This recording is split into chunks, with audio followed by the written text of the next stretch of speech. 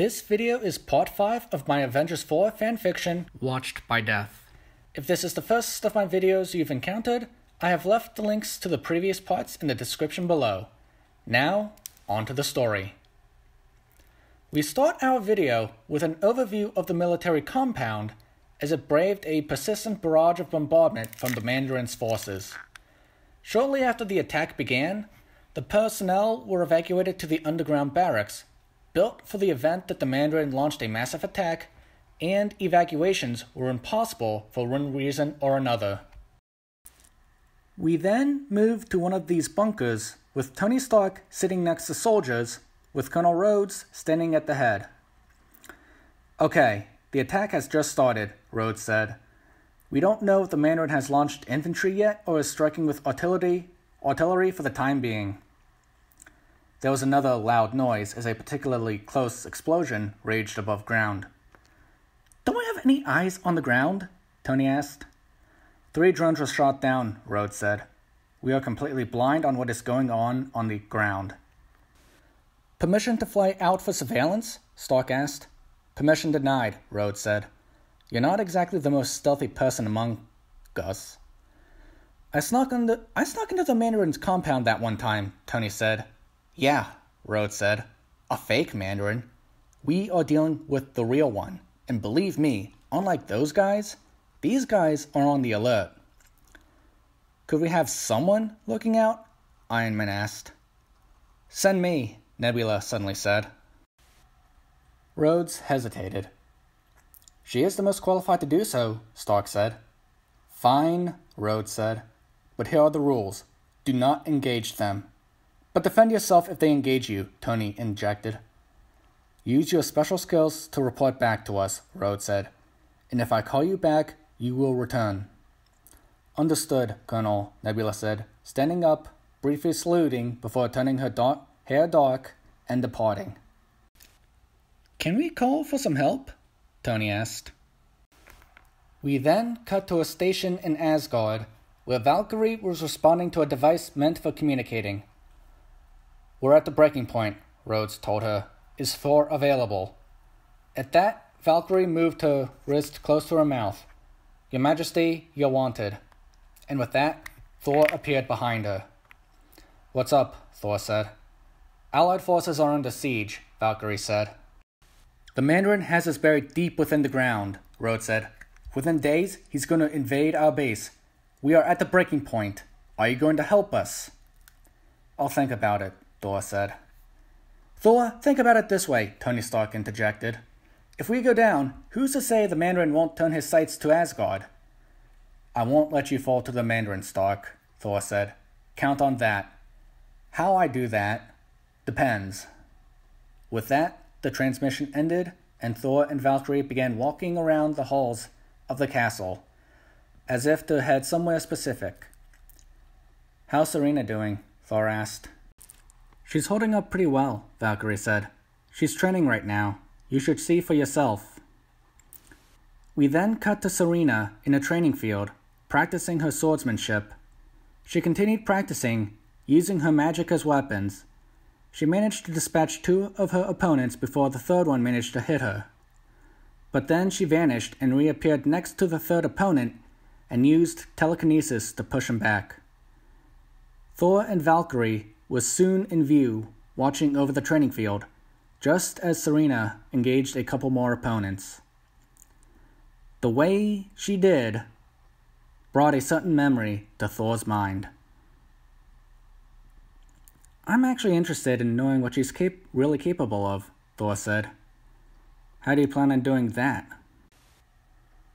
"Hold on to this," Thor said, handing Valkyrie Stormbreaker, before jumping onto the field himself. "Think you could go toe-to-toe with me?" he asked Serena, prompting her to nervously raise her shield. We cut to the decimated base, as energy blasts continued to fall, just as we see the hooded figure calmly walking towards his destination, a couple 10-ring soldiers flanking him. We cut to a shot of Nebula, well camouflaged within the night, eyeing him carefully. Then we cut to Tony and Rhodes, with Iron Man's mask showing what Nebula was seeing. "Are we confident Thor's not coming?" Stark asked desperately. "Sit down," Rhodes said calmly. "I'm going to make another call." We then cut to Black Widow at the screen. "Agent Romanoff, we're cut off from any support right now, and the Mandarin is advancing onto our base. Do you think you can rally any aid for us?" "I'll speak to Captain Rogers about it," Widow said. "How dire is it?" Steve said, walking in. "They're about to be wiped out," Widow said. I think I've been on the sidelines for too long," Steve said. "You're ready to risk arrest?" Widow said. "Captain, get close to me and I'll make sure you're not arrested," Rhodes said. "Thank you, Colonel," Steve said as the transmission ended. Walking down a hallway, Widow asked, "Is this a desire to make amends with Stark?" Widow paused for a moment. "Do you think this is going to work, Steve?" "I know it will," Steve said. "Because I don't know what I'm going to do if it doesn't." We then cut to a firefight in an underground hangar as the Mandarin calmly walked towards the gunners shooting at him. He had his hand out, one of his rings glowing as the bullets fired at him simply stopped in midair.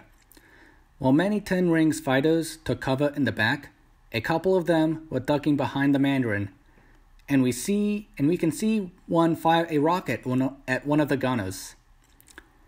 The Mandarin, not to be outdone, activated a second ring, and another gunner burst into flames. Nebula watched from the shadows. "Colonel Rhodes, I don't think I can get back to you without being spotted. Find the path of least resistance, and if you have to fight them, Rhodes responded. Nebula snuck around to one of the gunners who was still active. However, flames burst around her, and she saw the Mandarin was advancing onto her position. Seeing little alternative, she drew her swords and began to fight. We see Nebula and the Mandarin exchange a few blows before a couple flurries, and we are back in Asgard watching Thor duel Serena at close quarters, with Thor's lightning clashing with Serena's eldritch weapons. Although Thor was usually on the offensive, Serena never backpedaled that much. Eventually, Thor simply smashed his hands into Serena's shields, pushing her back against the wall. But then, Serena started to push back, and while she didn't completely divert Thor's strength, she was able to forge an imaginary line that Thor couldn't cross. "Can't seem to beat me without that axe, can you?" Serena taunted. "You didn't use any tricks," Thor said, pulling off. "I'm proud of you. But how much raw energy can you handle?" Stormbreaker flew to Thor's hand. Surprised, Serena conjured up a large eldritch shield, and Thor threw a large barrage of lightning at the shield, causing Serena to stagger a little but hold off. The lightning, however, became more intense, and Serena's back against the wall. A quick cut, and we see that Nebula's back was also against the wall. "It was foolish to engage me alone," the Mandarin snarled. Nebula didn't retort. Instead, she grunted and tried to get into a better position. Suddenly, the Mandarin moved his sword and managed to cut off Nebula's hand, which gave her the chance to retreat. The Mandarin was shocked that she didn't lose her composure, and was even more shocked that her hand came flying after her. Back in Asgard, Thor caught off the lightning, and once he did, Serena dropped to the ground. Raising her head slightly, Thor noticed her nose was bleeding. "I think you found my limits," Serena groaned. "Pretty impressive limits," Thor commented, helping her up. He was astonished to feel how sweaty she was. "Why did you engage like that?" Serena asked. "I needed to know how powerful you actually were," Thor said. "The Avengers have been engaged in a bitter long war against the Mandarin, one I fear they may be about to lose. I myself have been hanging out here, fearful of an attack while I'm away." "I take it you are thinking of coming to their aid?" Serena asked. Yes, Thor said. Especially now that I'm confident Asgard has a powerful defender in my absence. You trust me to defend Asgard? Serena asked. Of course I do, Thor said. Now go up, wash up, and get changed. We then cut to a Quinjet flying astonishingly fast, just as flak started exploding in the air around them. Well, we're close, Widow remarked. Yes, Steve Rogers remarked. Time for a nosedive, he added, as the jet began making a beeline towards the ground, close to where the bombs on the ground were going off. Moments before the jet hit the ground, Steve picked up Romanoff and jumped out, landing close to where the jet hit the ground. We then cut to Nebula running towards Iron Man and War Machine. He's close now, isn't he? Rhodes asked. I'm afraid so, Nebula gasped. Further away, we cut to the Mandarin engaging with a couple soldiers as he continued to pursue his targets. Finally, the Mandarin was facing against Nebula, Iron Man, and War Machine. The two men immediately launched their main attacks against him as Nebula crept forward to attack.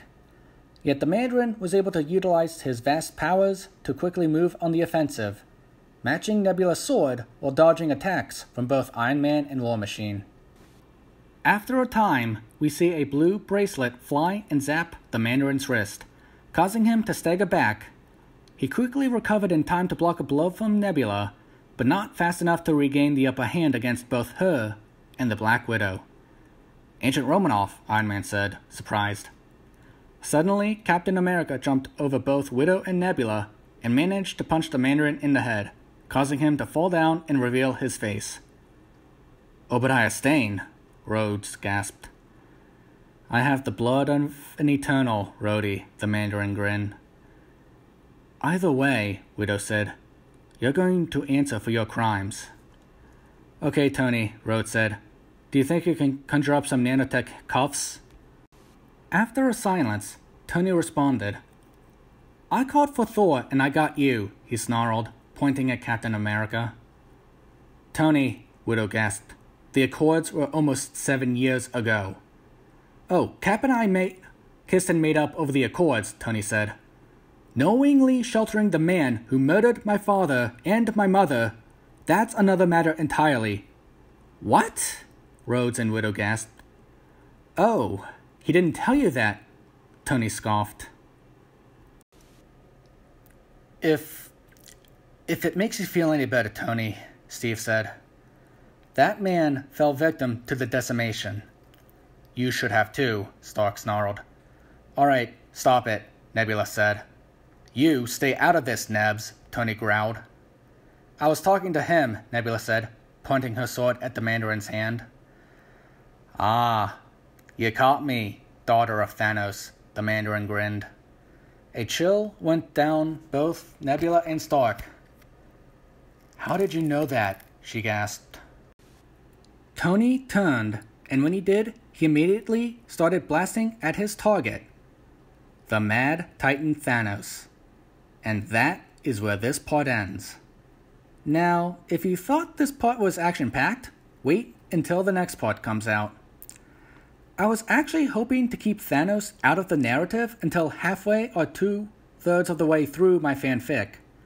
However, from a storytelling perspective, I just couldn't find a way to pull this off. However, I am confident that the twists will keep coming, and if you were shocked at how this part ends, wait until Part 6 comes out. Development for Part 6 is underway, and I recommend subscribing to my channel so that you'll know when it is finally available. Thank you for watching, and I hope you are enjoying the story so far.